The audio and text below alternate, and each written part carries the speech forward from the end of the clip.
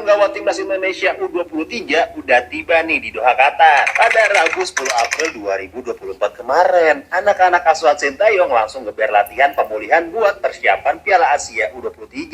Tapi latihannya belum ada materi yang berat sih. Intensitas latihan hari ini tidak terlalu tinggi kita. Mengingat kemarin kan ada libur, jadi hari ini kita hanya recovery, bermain biasa. Kondisi saya sekarang sangat baik, dari kucing cuma bilang kita bagaimana di saat kita bertahan terus menyerang harus kompak bersama. Kalau dari kucing, target kucing kita puji Tuhan harus final. Marcelino Ferdinand and the Gang nih bakal mulai kiprahnya di Piala Asia U23 dengan menghadapi Qatar tanggal 15 April, lalu Australia 18 April, dan Yordania 21 April. Untuk target di Piala Asia U23 ini, PSSI ngasih patokan sampai lolos dari fase grup. Ini juga jadi pertimbangan nih bagi Federasi Sepak Bola Tanah Air buat memperpanjang kontrak pelatih Sintayong. Nah, kira-kira nih, seberapa optimis sih lo sama timnas U23 ini buat lolos dari fase grup? Tulis di kolom komentar ya. Seberapa optimiskah teman-teman terkait dengan target yang diemban oleh timnas U23 pada Piala Asia di Qatar? Ya, sebuah perkataan yang menarik ya, yang disampaikan oleh Yaakob Sayuri bahwa target dari coach Sintayong ini tidak main-main, yaitu harus sampai di final. Padahal kita ketahui target yang diberikan PSSI kepada coach Sintayong itu hanya di perempat final. Tapi luar biasa, coach Sintayong secara khusus memberikan target kepada para punggawanya, yaitu sampai ke final. Ini tentunya luar biasa dan wajib kita dukung ya.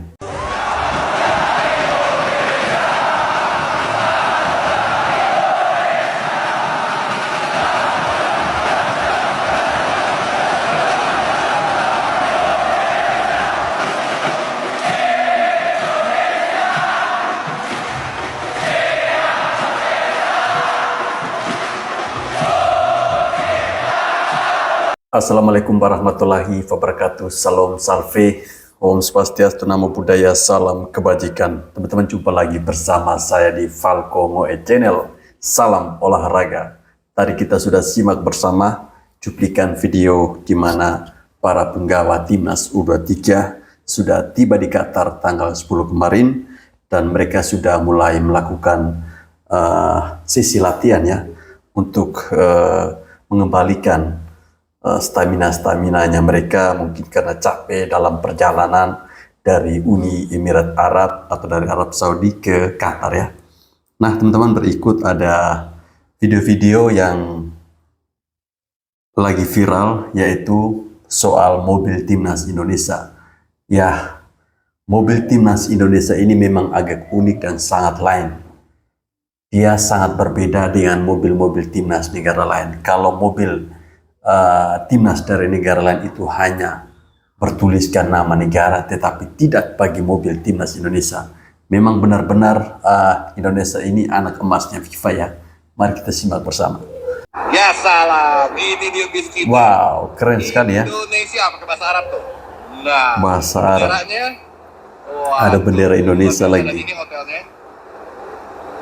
Gue pemain lagi di dalam, dan infonya Shane Patinama juga udah datang ke sini, udah ada di sini, tapi nggak tahu main apa enggak. Gue nggak niat ke sini buat ketemu pemain, nggak ada sama sekali. Gue nggak mau ganggu. Mantap, mantap. Mereka itu pada fokus, gue cuma mau ngeliat bisnya aja. Ini karena bis viral banget. Iya. Bangga sih gue. Dia beda. Bangga sih. Bisa ada di bendera Indonesia, ada namanya, terus ada ini. Bangga. Wow. Mantap ya. Dan ini suasana di depan hotel ya. Gua harapkan kalian juga jangan grecok datang ke sini, biarin pemain pada fokus istirahat karena mau pertandingan. Mudah-mudahan hasilnya maksimal hari ini. Amin. FIFA menulis sebuah artikel di situs resminya. Disebutkan oleh FIFA jika progres sepak bola Indonesia sudah bagus, mulai dari ranking FIFA yang melonjak drastis hingga mampu tembus 16 besar Piala Asia. Selain itu, Indonesia bisa jadi tuan rumah Piala Dunia U17 yang menghadirkan total lebih dari 400.000 lebih penonton. Lalu Indonesia pun lagi membangun sebuah training center dan berbagai program inovatif di berbagai bidang sepak bola, termasuk mendatangkan VAR untuk liga. Mantap. Menurut FIFA, Indonesia saat ini sudah di jalur yang benar dan ini belum pernah dilakukan Indonesia sejak berpuluh-puluh tahun lamanya. Oke, ada beberapa kesimpulan yang kami ambil dari pernyataan FIFA ini. Yang pertama kesimpulannya adalah nama Erick Thohir dan Sintayong jelas jadi pemeran utama dalam keberhasilan Indonesia ini. Pastilah. Erick Thohir yang notabene memiliki pengalaman dan pengaruh di bidang bisnis bisa mengangkat atau mengatur keuangan PSSI. Karena pada dasarnya semua ini bisa dicapai karena adanya uang dan nama besar. Lalu Erick Thohir pun dilengkapi oleh Sintayong yang notabene pelatih yang disegani di dunia dan membangun fondasi timnas dan berani keluar dari zona yang biasa dimainkan di Indonesia yang selama ini membelenggu sepak bola Indonesia. Long ball.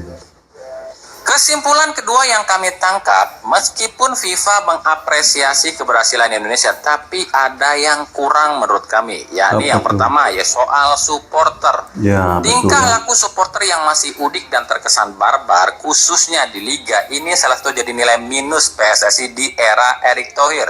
Faktanya, Eto memang belum bisa membenahi masalah supporter ini. Lalu soal wasit, ini pun jadi salah satu hal yang minus di era Erick Thohir, sebab Erick Thohir belum bisa membenahi kinerja para wasit.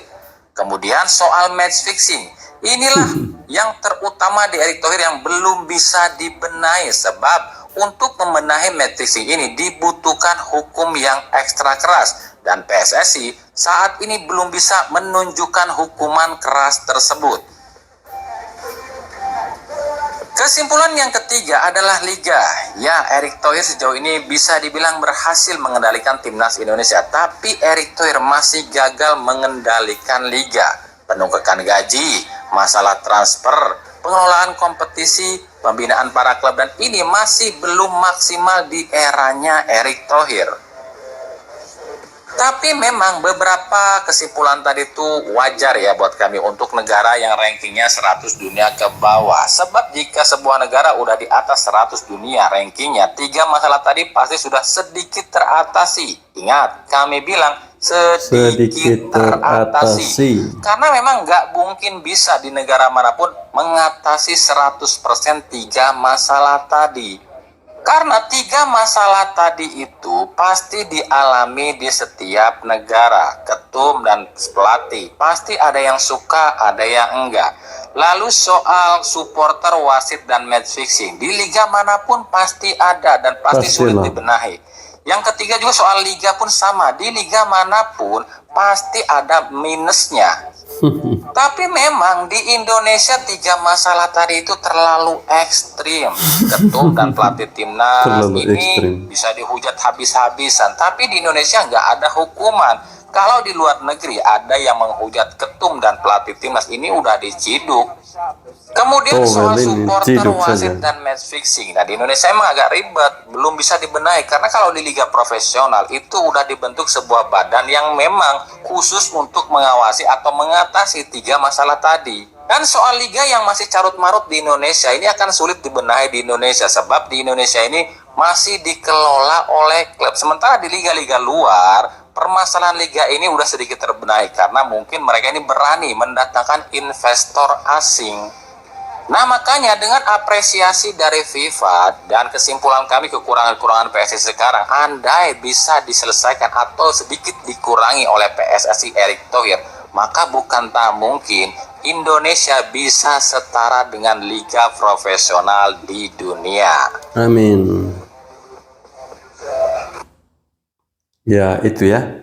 FIFA saja mengakui bahwa sepak bola Indonesia ada kemajuan, ada progres, sehingga tidak heran kalau sekarang banyak sekali pemain-pemain diaspora atau pemain-pemain keturunan yang berdarah Indonesia itu rame-rame untuk membela tim nasional Indonesia. Beda sama si tukang nyinyir, si Towel alias pelaku atau mafia sepak bola di zaman-zaman yang tidak enak, yang selalu nyinyirin soal kinerja dari Coach Sintayong. Inilah salah satu alasan kenapa para pemain, baik pemain keturunan ataupun diaspora maupun pemain lokal, ingin sekali masuk ke timnas Indonesia.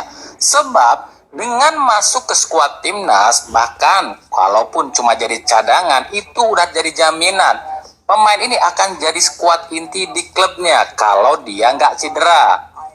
Lalu dengan masuk ke timnas, harga pasar pun akan naik, yang otomatis gaji pun akan pasti naik. melonjak drastis. Makanya banyak banget yang ngebet ingin masuk ke timnas, khususnya para pemain lokal. Bahkan segala cara pun digunakan sampai membombardir Sintayong dengan hujatan-hujatan agar Sintayong out dan digantikan pelatih lain, dan akhirnya mereka yang tadinya susah buat masuk ke timnas jadi gampang masuk ke timnas, sebab ada yang namanya jalur pemain titipan. Karena Siapa ya? selama Sintayong yang Jalur menjadi pemain pelatih titipan. timnas, maka akan sangat sulit buat menitipkan pemain, kecuali dia ini orang yang sangat dekat dengan Sintayong seperti Sumarji dan kolega. Gimana? Udah paham ya kenapa Sintayong ini dimusuhi khususnya oleh para barisan lokal pret? Sebab Sintayong ini udah berani out of PLP. the box, alias keluar dari jalur yang udah biasa dimainin di Indonesia. Pemain titipan, sogok menyogok, ini nggak bakalan terjadi selama Sintayong yang jadi pelatih. Pokoknya selama di era Sintayong yang dipilih itu ya pemain yang disukai Sintayong aja. Ini baru betul. Kita kasih contoh kenapa pemain ini tuh pengen banget masuk ke timnas, khususnya timnas Indonesia ya. Tahun lalu Indonesia hampir jadi tuan rumah Piala Dunia U20, tapi gagal lantaran ada orang-orang politik bangsat yang ngakunya demi embel-embel negara, tapi padahal demi kepentingan pribadi dan kelompok partainya. Gak usah protes kalian. Jangan bilang, siapa bilang ini demi partai. Sebab udah jelas lah, ini tuh demi kepentingan partai cuy. Kenapa demikian? Ya kenapa cuma di sepak bola aja timnas Israel yang dilarang datang, sementara di ajang olahraga lain itu timnas Israel bisa datang. Paham kan? Makanya mikir daripada nyinyir blok. Saat itu Sintayong sempat mencoba beberapa pemain keturunan ya, tapi nggak semuanya dipilih, seperti Jim Croce, Kai Bohan, Jiko Sore, dan Max Christopher. 4 pemain ini sempat nih dipakai atau dicoba oleh Sintayong, tapi nggak dipakai oleh Sintayong. Lalu gimana ya sekarang nasibnya?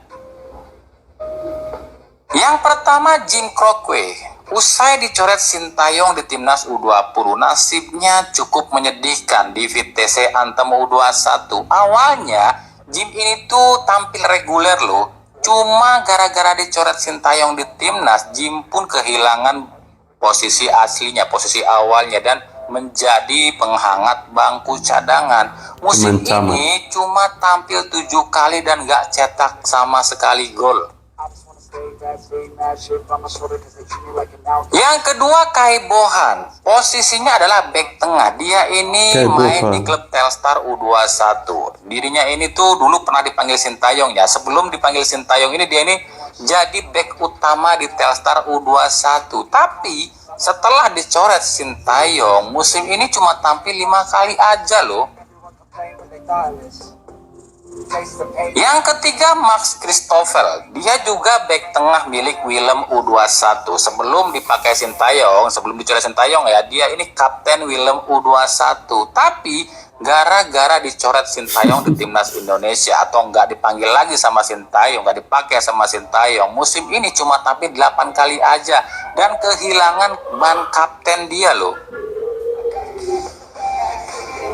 Dan yang keempat Jiko Sore, posisinya adalah striker. Awalnya dia ini diproyeksikan untuk berduet dengan Rafael Struijk, tapi waktu itu gara-gara attitude si Jiko ini bikin Sintayong agak ilfeel, ya udah akhirnya Sintayong pun mencoret Jiko. Lalu gimana nasibnya si Jiko? Musim ini sebenarnya udah tampil 11 kali, cuma 4 kali aja yang jadi starter dan baru cetak 2 gol aja. Apa artinya? Artinya adalah sebegitu pentingnya seorang pemain dipanggil di timnas. Itu bagi klub-klub luar ya. Kita kasih contoh aja Rafael Struijk. Dia ini kan di timnas jarang banget cetak gol, tapi naik loh ke tim utamanya. Terus juga kontraknya diperpanjang 2 tahun ya, meskipun Justin Haber ini turun kasta ke Liga Jepang. Tapi toh di Liga Jepang juga main di tim utama kan, dan di Liga utama lagi. Makanya banyak banget yang ngotot ingin masuk ke timnas, bahkan menghalalkan segala cara. Nah sekarang udah paham ya kenapa banyak banget yang nyinyirin dan ingin menyingkirkan Sintayong di timnas. Menurut teman-teman, siapa yang nyinyir dan ingin menyingkirkan Coach Sintayong dari tim nasional Indonesia? Ya, dulu mungkin mereka begitu bebas ya untuk titip menitip pemain kesukaannya mereka, tetapi di tangan Coach Sintayong semuanya harus ikut maunya Coach Sintayong, bukan maunya para mafia. Wow, keren. Ini Ultras Indo Qatar ya, menyambut kedatangan para pemain timnas. Luar biasa. Andro dan Yolan, 2 penggemar PSSI. Pertanyaannya sekarang, apakah timnas U23 yang saat ini di Qatar lolos ke putaran selanjutnya atau tidak? Lolos dong, Lolos, harus optimis. Harus. Generasi saat ini kayaknya yang terbaik nih, Bang. Meski Justin Haber tidak memperkuat, Bang. Nah, U23 dong. Ada Ivan Jenner, Bang. Ada Marcelino. Mudah-mudahan mereka bisa lah, generasi yang saat ini yang terbaik. Amin. Apalagi ada STY kan? STY udah pasti. Ini percaya sama STY jadi nih. Percayalah. Beda sama Toel dong. Towel lagi. Harus tetap kritis Toel, harus tetap semangat. Ngapain Toel pakai pengacara? Karena netizen ya, Bang. Terima kasih. Ya. Towel lagi. Memang kesal ya kalau sebut nama si Towel. Buset, latihan fisik sampai sekeras ini. Ini Arhan sama Witan ya teman-teman.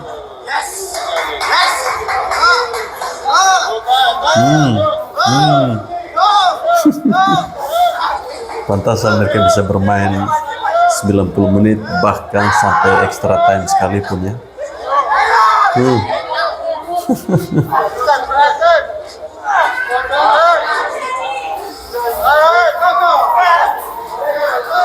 Luar biasa.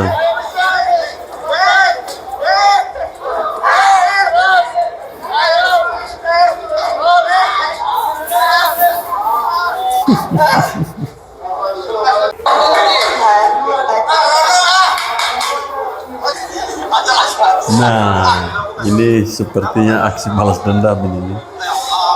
Kembali Witan yang melakukan hal seperti yang dilakukan oleh Arhan tadi ya.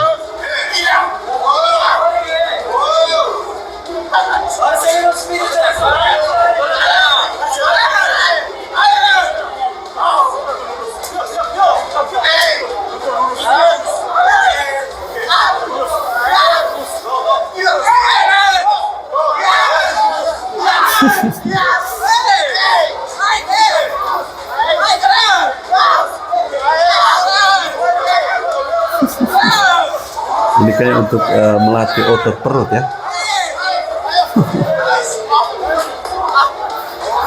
Teriakannya Witan ini sangat puas kan.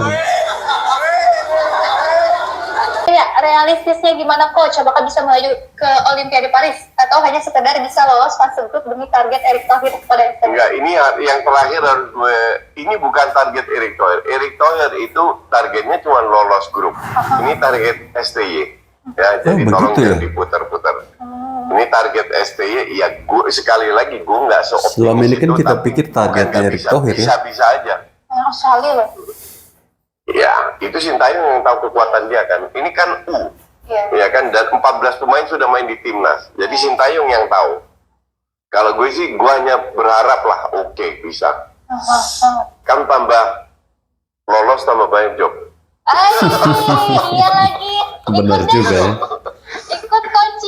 Kalau nggak lolos kan cuma siaran 3. Kalau lolos kan lebih banyak siarannya. Di TV mana tuh ya kebagian jadwal kayak. Iya kayak gitu, tapi realistis nggak coach bakal ke Olimpiade Paris nih selevel Asia? Ya 50-50 untuk gue. Tapi melawan Vietnam kemarin karena emang Vietnamnya juga udah nggak terlalu bagus di World Rusia juga kan sampai 3-0 telak banget loh coach. Padahal sebelumnya aku masih baca tuh di leg pertama netizen tuh masih kayak nggak bakal bisa di Hanoi. Udahlah. Nggak semua netizen benar. Oke. Taunya 3-0. Nggak makanya kita harus Nggak semua nonton netizen pertandingan benar. baru kita paham. Iya. Nah lanjut, Benar juga ya. Nggak semua netizen benar, apalagi si Towel. Ya teman-teman, apapun kita harus berdoa. Semoga di tanggal 15 April nanti lagi 3 hari ya, Sabtu, Minggu, Senin, Timnas Indonesia U23 akan berhadapan dengan tuan rumah Qatar. Harapannya kita optimis bahwa timnas kita bisa